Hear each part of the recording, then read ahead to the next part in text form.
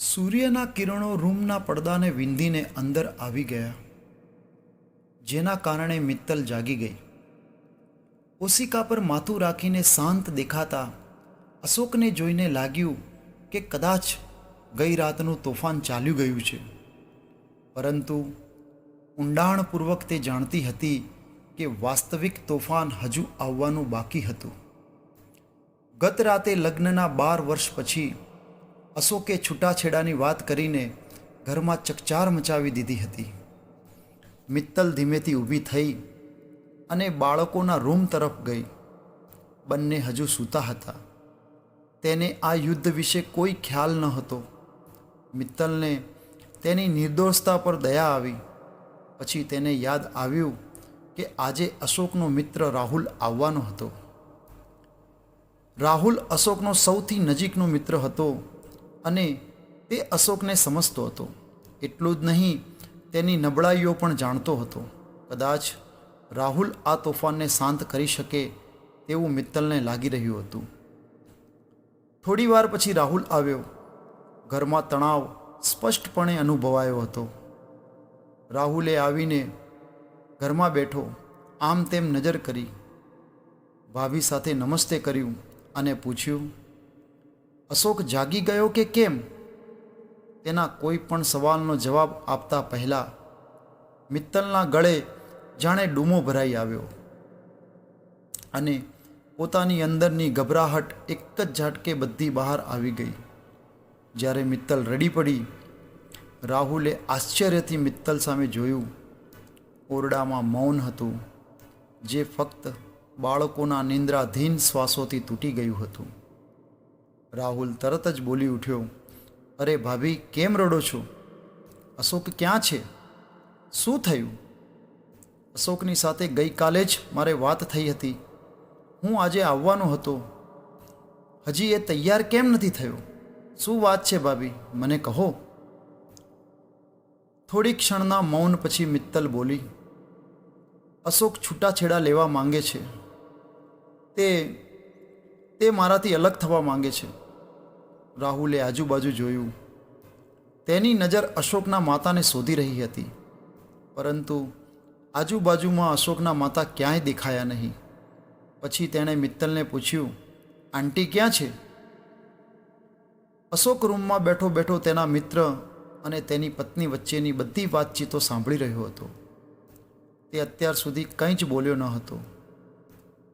મૌન રહેલા અશોકે હવે તેનું મૌન તોડી નાખ્યું અને રૂમમાંથી બહાર આવતા આવતા તેના મિત્ર રાહુલને ભાવુક થઈને ગળગળા શબ્દોમાં કહ્યું કે, અરે, એને તો મેં 3 દિવસ પહેલાં જ વૃદ્ધાશ્રમમાં મૂકી દીધા.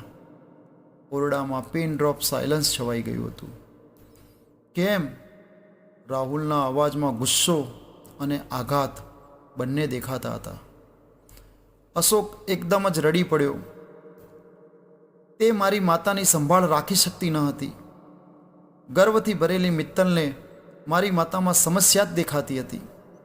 તમારી માતા આવી છે, તમારી માતા તો તેવી છે, તેમ કરીને એ સમય આવી ગયો કે જ્યારે મારે મારી માતાને બીજે મૂકવા જવા પડ્યા.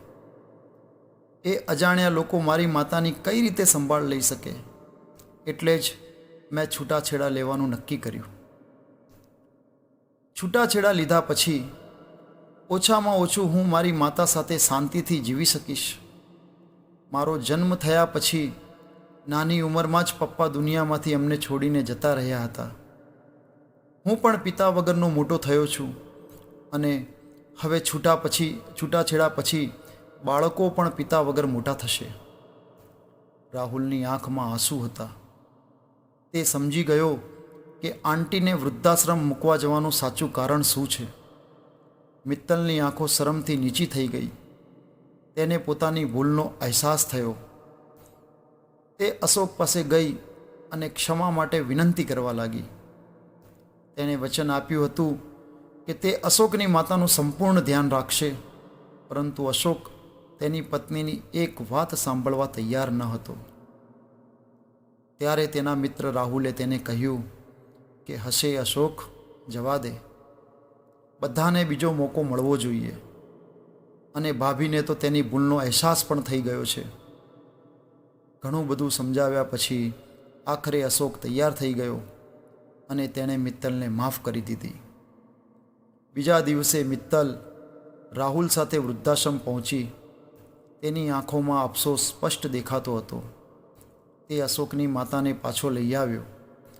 ઘરે પરત ફર્યા પછી માતાના ચહેરા પરની ખુશી જોઈને મિત્તલને લાગ્યું કે જાણે તેનો બોજ હળવો થઈ ગયો છે. તેમણે રાહુલનો આભાર માન્યો, જેણે માત્ર તેના ઘરની આ સંબંધરૂપી દિવાલને ખૂબ જ મજબૂત બનાવી દીધી હતી. નમસ્કાર મિત્રો, જો આ સ્ટોરી તમને પસંદ પડી હોય તો દરેક લોકો સાથે શેર કરજો અને ક્યાંક કોઈ સંબંધોમાં ગૂંચવણ ઊભી થઈ હોય તો બીજાને મદદ કરી એક પરિવાર બચાવવાનો આનંદ લેજો. સૌને જય શ્રી કૃષ્ણ.